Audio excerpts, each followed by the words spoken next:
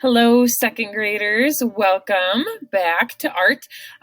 This week we are going to start our next project, and this is going to be a project that we are going to work on for a few weeks, at least a couple weeks. It has three big steps to it. So the first step today, we're going to learn a little bit about the artist Winslow Homer, and then we'll start our project at the end. Okay, so our new artist is Winslow Homer. He is an American artist, which is pretty cool. And he was born in 1836 in Boston, Massachusetts. And he became a very important American painter. He's a very well-known and famous American painter. During the Civil War, Homer was sent to sketch battle scenes and capture the daily lives of the soldiers. So during the Civil War, he was hired to go to the battles and paint pictures of what he saw, because back then they didn't really have cameras as much, and so the artists were in charge of kind of capturing some of those moments, and then reporting back to like the newspapers and things like that. So that was his job during the Civil War, was to paint pictures of what was happening in the Civil War and what he saw. Earlier in his career, he painted mainly images of rural life, which is, if you ever talk to anybody and you're like, I live in the country or I live in the city. Rural life is living in the country. So it's living out where the houses are further apart. There's more farms, there's more trees, there's more land. And he painted images that reminded him of his childhood and just also of things that happen out in the country. He began working with oil paint, and he was very known for making his paintings very realistic. So they looked just like real life. And so we call that realism, and we call him a realist painter. All right, so in 1873, Homer decided to start using watercolors, and watercolors are something that you should be familiar with at this point. And he fell in love with watercolor, and after he discovered watercolors, he rarely left home without them and some paper. The reason he loved watercolors so much is because he was working with oil paints, and oil paints are great. They're beautiful, but they take a really long time to dry. So if you wanted to go out and paint things that you see, sometimes it can take days, weeks, months, and some oil paintings even take years to fully dry. Whereas watercolors, as you guys know, they dry within minutes. Sometimes it takes a little longer than that, but usually if you don't paint too wet, right, your watercolors dry within just a few minutes. So that was a great thing to be able to travel with and be able to take them with you and paint wherever he was. All right, then he began traveling in 1875, and he realized that he loved the water, he loved the ocean, he loved the sea, and he spent most of the rest of his life painting seascapes. Now, landscapes is something that we have already learned this year, and we know that those are pictures, paintings, drawings of the land, right? So mountains, trees, volcanoes, all of that kind of stuff. Those are landscapes, things that are outside. And the type of landscape is a seascape. And so a seascape is a picture, drawing, painting of water, right? And usually it's the ocean. So usually there's beach or boats or water or things like that. And it is his seascapes that made him very famous. They are everybody's favorite paintings, and they are what made Winslow Homer a famous, important artist. People love them. So here's an example of one of his paintings. It's called Breezing Up. And like I said, a lot of his paintings have boats. They all have water. His seascapes all had water, at least. You can see clouds. So one thing I want you guys to look at when we're looking at these paintings is, how does Winslow Homer show us that things are close? All right, so first of all, which boat in here, hopefully you guys can see at least two boats in this painting, which boat is closer? The one with people or the one without people? All right, the one with people, right? The one with people is closer to us. How do we know that? How do we know that that boat is closer to us than the other one? Right? It's bigger. When we want to show that an object is closer to us, we usually draw it bigger. So I want you guys to imagine you're driving down the road with your family, right? You're in the car. And a game that I used to play when I was a kid is kind of like the tree pinching game. So I would take my fingers and I would try and measure trees between my fingers. And if a tree was far away, right, they'd fit in between my fingers. But if a tree was close by, right, like right next to me, it's too big, right? And it's not the trees shrink, right? Those trees aren't like mini trees.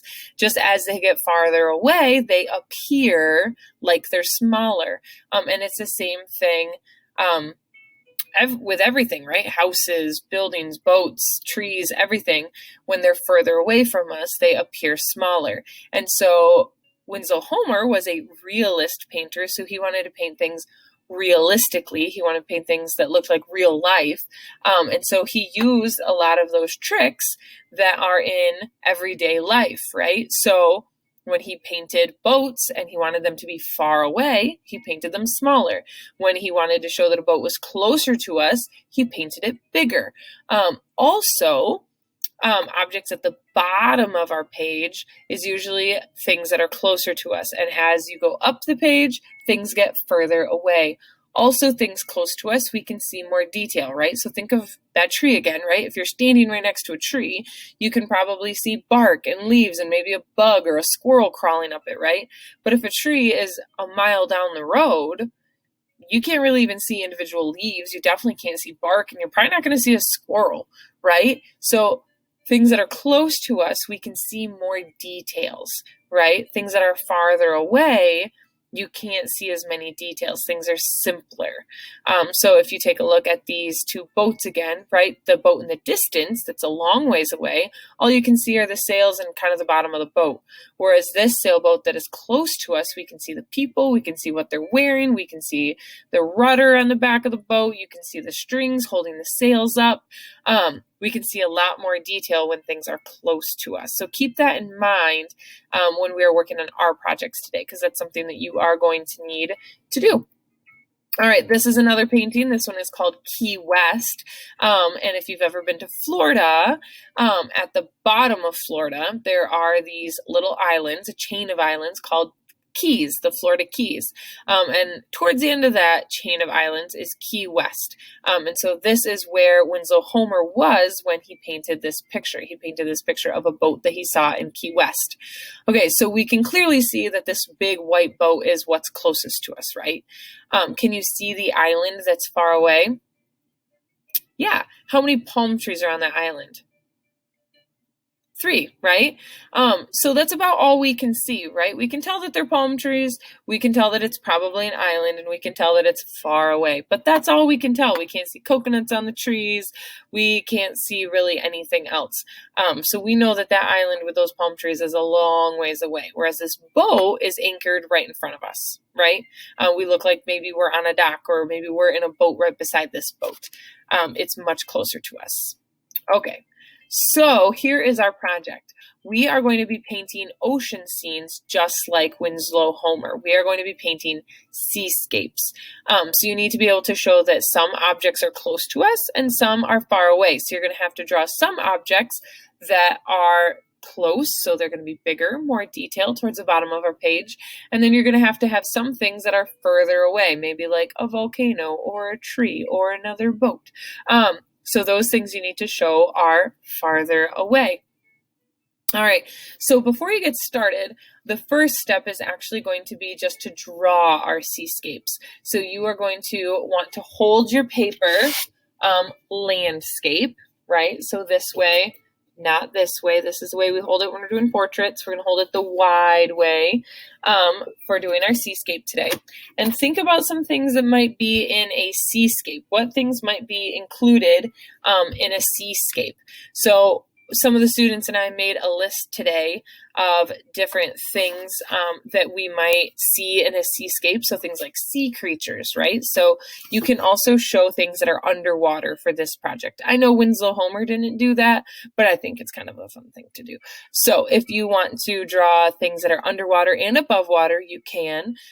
Boats, there's lots of different kind of boats, right? You could do sailboats, fishing boats, canoes, kayaks, pirate ships, right? There's so many different kind of boats.